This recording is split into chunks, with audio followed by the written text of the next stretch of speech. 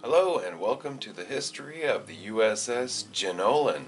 The USS Jenolan, NCC 2010, was a 23rd century Federation Sydney-class starship operated by Starfleet.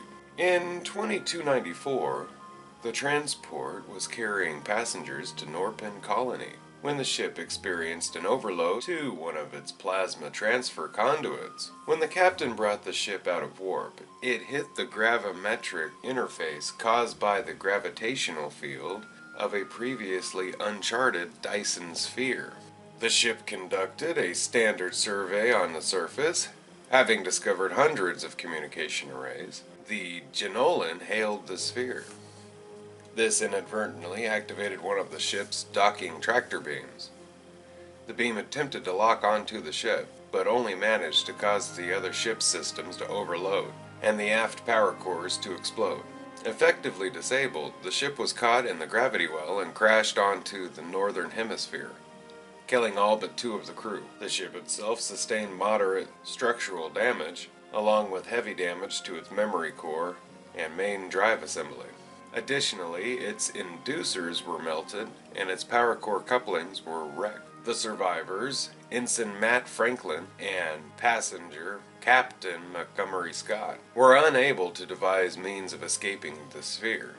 To maximize the probability of surviving until a rescue, they placed themselves in suspended animation through an ingenious modification of the transporter pattern buffer by locking it in a continuous level 4 diagnostic and feeding it power from the auxiliary systems. The Jenolan's distress call was not received until 75 years later, when the U.S.S. Enterprise D discovered the sphere crash site and detected a very low power signature from the Jenolan. An away team boarded the Jenolan and discovered that the life support was still barely functioning and the transporter was still online. By this time, only Scott's transporter pattern was still intact, and only he was rematerialized. Franklin's pattern had degraded by 53%, effectively killing him. While the Enterprise continued to investigate the sphere, Chief Engineer Geordi LaForge and Captain Scott returned to the Jenolan to receive the sensor data gathered during the initial scan of the sphere. Necessary repairs were made more difficult as some of the repair equipment from the Enterprise did not exactly interface with much of the older components of the Jenolan. Recovery of the data became secondary to restoring the impulse engines when the Enterprise failed to answer hails. The engineers proceeded to perform a series of jury-rig repairs of the ship's impulse engines, including the shunting of the ship's deuterium from the main gyro pump to the auxiliary tank, and were successfully able to make a week's worth of repairs in less than 3 hours. Following the Enterprise ion trail, the Jenolan's short-range sensors determined that the larger ship's point of entry into the sphere. To help the Enterprise escape, LaForge and Scott brought the Jenolan to stop within the sensor's hatch, using the ship's shields to prevent the hatch from closing. However, the strain disabled the Jenolan once more, preventing it from moving out of the way so the larger ship could pass. The Enterprise then beamed off the engineers and destroyed the Jenolan with 2 photon torpedoes just before the two collided, clearing the path and allowing the Enterprise and her crew to escape unharmed before the hatch closed again.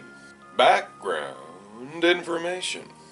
The Jenolan was named for the Australian tourist attraction Jenolan Caves, visited by Naren Shankar and episode writer Ronald D. Moore following a Sydney convention.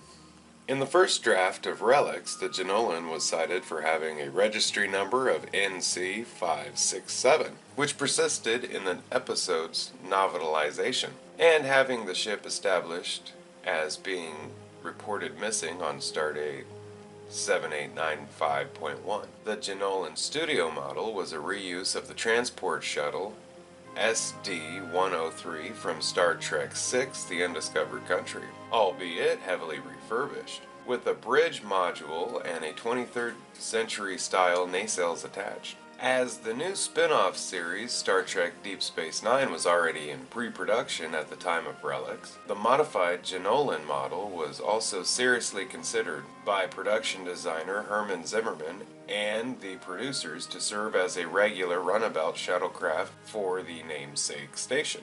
Yet it was ultimately decided to pass over the model in favor of the Danube class, though the model served as a starting point for its design, and made guest appearances in the new series as the USS Nash.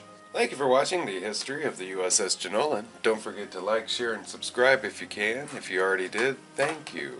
And remember, just because something's old doesn't mean you don't throw it away. Wait. Just because something... And remember, just because something's old doesn't mean you throw it away. Bye-bye!